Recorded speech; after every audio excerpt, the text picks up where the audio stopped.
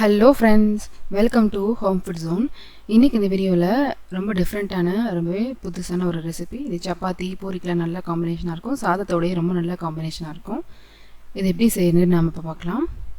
இது செய்கிறதுக்கு ஒரு இட்லி பாத்திரத்தில் தேவையான அளவு தண்ணி ஊற்றி சூடு பண்ணிக்கோங்க. இட்லி தட்டு வச்சுக்கோங்க. இதில் நான் வாழை இலை சேர்த்துருக்கேன். வாழை இலை இருந்தால் நீங்கள் சேர்த்துக்கலாம், இல்லைனா ஸ்கிப் பண்ணிடலாம். டேரெக்டாக வெங்காயத்தை இதிலே வச்சு நீங்கள் வேக வச்சு எடுத்துக்கலாம். ஒரு 5 பெரிய வெங்காயம் எடுத்திருக்கேன். ரொம்ப பெரிய அளவு இல்லாமல் ஒரு மீடியம் சைஸாக இருக்கிற மாதிரி தோலை உரிச்சிட்டு நல்லா வாஷ் பண்ணிவிட்டு எடுத்துக்கோங்க. இது அப்படியே முழுசாகவே வேணுமா வேக வச்சு எடுத்துக்கணும். ஹை ஃப்ளேமில் வச்சு ஒரு 5 நிமிஷம் மட்டும் வேக வச்சுக்கோங்க. ரொம்ப குழஞ்சிடவும் கூடாது, கரெக்டாக வெந்து வரணும். அந்த மாதிரி நம்ம வேக வச்சு எடுத்துக்கணும். இதே அளவு பெருசாக இருக்கிற வெங்காயம் எடுத்துருந்தீங்கன்னா இன்னும் கொஞ்சம் கூட டைம் கொடுத்து நீங்கள் வேக வச்சுக்கலாம். இப்போ இதை நல்லா எடுத்து ஆற வச்சிடலாம். இப்போ ஒரு மிக்ஸி ஜார் எடுத்துக்கோங்க. இதில் 10 போல் சின்ன வெங்காயம், 2 தக்காளி, 1 இன்ச் அளவுக்கு இஞ்சி சேர்த்துக்கோங்க.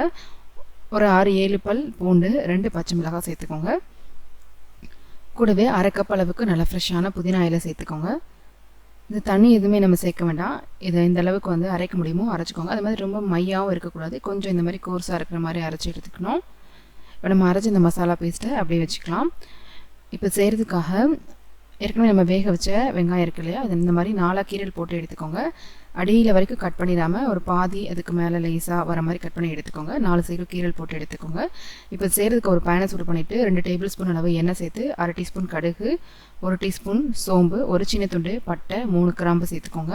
1/2 டீஸ்பூன் அளவு சீரகமும் சேர்த்து இது எல்லாமே நல்லா ஒரு தடவை கலந்து விட்டுக்கலாம். சீரகம் சோம்பெல்லாம் நல்லா புரிஞ்சு வந்ததும் இது கூட நம்ம அரைச்சி எடுத்துக்கிற மசாலா பேஸ்ட்டையும் சேர்த்து நல்லா கலந்து விட்டுக்கோங்க. அடுப்பு நல்லா லோ மீடியம் ஃப்ளேமில் வச்சு பச்சை வாசனை போகிற வரைக்கும் நல்லா கைவிடாமல் இந்த மாதிரி வறுத்து எடுத்துக்கோங்க. ஓரளவு மசாலாலேருந்து எண்ணெயெல்லாம் நல்லா பிரிஞ்சு வர ஆரம்பிக்கும்.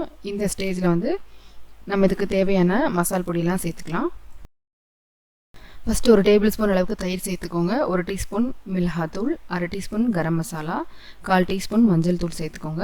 நீங்கள் காரம் அதிகமாக எடுத்துப்பீங்கன்னா அதுக்கேற்ற மாதிரி மிளகாத்தூள் அதிகமாக சேர்த்துக்கலாம். நல்லா ஒரு 1/2 டீஸ்பூன் அளவு கூட சேர்த்துக்கலாம். இந்த மசாலா ஏற்கனவே நம்ம வதக்கிட்டு இருந்த தொக்கோடு சேர்த்து நல்லா கலந்து விட்டுக்கோங்க. இதில் இது வரைக்கும் நம்ம உப்பே சேர்க்கல. வெங்காயம் வேக வைக்கிறதுக்கு நம்ம உப்பு சேர்க்கல. உப்பு தேவையான அளவு சேர்த்து நல்லா கலந்து விட்டுக்கோங்க. இந்த மசாலாலேருந்து எண்ணெயெல்லாம் நல்லா பிரிஞ்சு வர ஆரம்பிக்கணும். அது வரைக்கும் நல்லா லோ ஃப்ளேமில் வச்சு வறுத்து எடுத்துக்கணும். இப்போ இதை மூடி வச்சு ஒரு 2 நிமிஷம் அப்படியே விட்டுடலாம். இப்போ பார்த்திங்கன்னா ஓரளவு சைட்லலாம் எண்ணெய் நல்லா பிரிஞ்சு வந்திருக்கு. இந்த ஸ்டேஜில் நம்ம வேக வச்சு எடுத்து அந்த பெரிய வெங்காயத்தை அதில் சேர்த்துக்கலாம். மசாலாவில் நல்லா எல்லா பக்கமும் படுற மாதிரி நம்ம பரட்டி எடுத்துக்கணும். நல்லா திருப்பி விட்டு எல்லா பக்கமும் மசாலா படுற மாதிரி நல்லா பரட்டி எடுத்துக்கோங்க. நம்ம இந்த மாதிரி கீரல் போட்டு எடுக்கிறதுனால உள்ள வரைக்கும் நல்லா மசாலா போகும். நல்லா இந்த மாதிரி எல்லா பக்கமும் படுற மாதிரி மிக்ஸ் பண்ணி எடுத்துகிட்டு திரும்பவும் இதை மூடி வச்சு ஒரு 3லேருந்து 4 நிமிஷம் லோ ஃப்ளேம்லேயே வச்சு குக் பண்ணி எடுத்துக்கோங்க. எந்த அளவுக்கு நம்ம லோ ஃப்ளேமில் வச்சு டைம் கொடுத்து குக் பண்ணி எடுக்கிறோமோ அந்த அளவுக்கு ரொம்ப ரொம்ப நல்லாயிருக்கும். பார்த்திங்கன்னா நல்லா மசாலா சுருண்டு வதங்கியிருக்கு, எண்ணெயெல்லாம் நல்லா பிரிஞ்சு வந்திருக்கு. இப்போ நம்ம இதை எடுத்து சுட சுட சர்வ் பண்ணலாம், ரொம்ப நல்லாயிருக்கும். சாதத்தோட கொஞ்சமாக நல்லெண்ணெய் சேர்த்து இந்த தொக்கு சேர்த்து சாப்பிட்டிங்கன்னா ரொம்ப நல்லாயிருக்கும். அப்படின்னா சப்பாத்தி பூரி கூட நல்லா காம்பினேஷனாக இருக்கும், நல்லா டிஃப்ரெண்ட்டாக இருக்கும். கண்டிப்பாக இதே மாதிரி நீங்களும் செஞ்சு பாருங்கள். இந்த ரெசிபி உங்களுக்கு பிடிச்சிருந்ததுன்னா லைக் பண்ணுங்கள், ஷேர் பண்ணுங்கள், கமெண்ட் பண்ணுங்கள். கண்டிப்பாக ஹோம் ஃபுட் ஜோனுக்கு சப்ஸ்கிரைப் பண்ண மறக்காதீங்க. நாளைக்கு இதே மாதிரி ஒரு நல்ல ரெசிபியோட உங்களை மீட் பண்ணுறேன். அது வரைக்கும் பாய்.